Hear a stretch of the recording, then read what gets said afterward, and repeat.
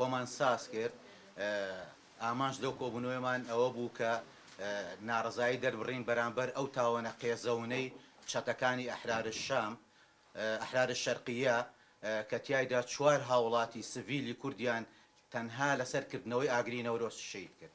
ئێستا من بەیاننامە کوردیەکە خوێنمەوە، دوای منیش بەڕێز دڵسۆز زەنگەنە بەیاننامەکە بە زمانی عەرەبی خوێنێتەوە.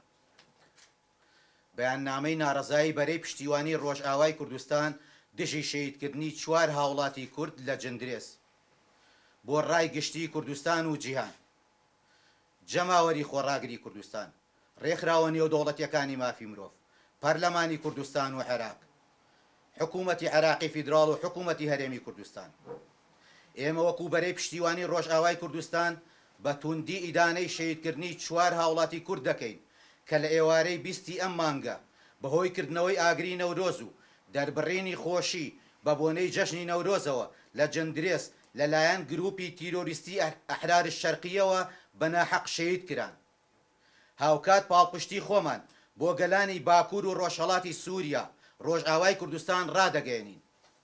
بێگومان شەیدکردنی ئەو 4 هاوڵاتیە کووردە لە جندرێسی عەفرینی داگیرکراو پەیامی گڵاوی تاریکپەرستانە کە لەلایەن دەوڵەتی داگیرکاری تورکیاوە پاڵپشت و هاوکاری دەکرێن. دەرخەری ئەو ڕاستیەیە کە دوژمن و داگیرکەران لە پەیامە نەتەوەیی و دیموکراتی و ئینسانیەکان دەترسن و ڕێگە بە هاوڵاتیان نادەن لە زێدی خۆیان و تەنانەت لە گەڕەکەکانیدا ئاگری نەورۆز دابگیرسێنن.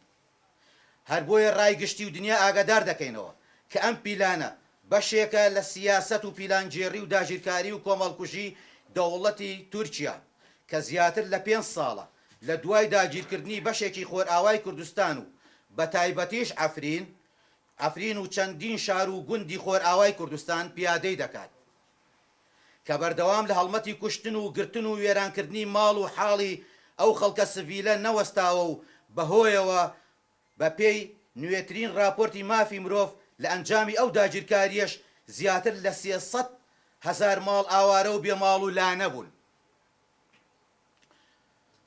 جگە لە تێکدانی دیموگرافیای ناوچەکە و هێنانی زیاتر لە 400,000 ماڵی هاوردەی عەرەب بۆ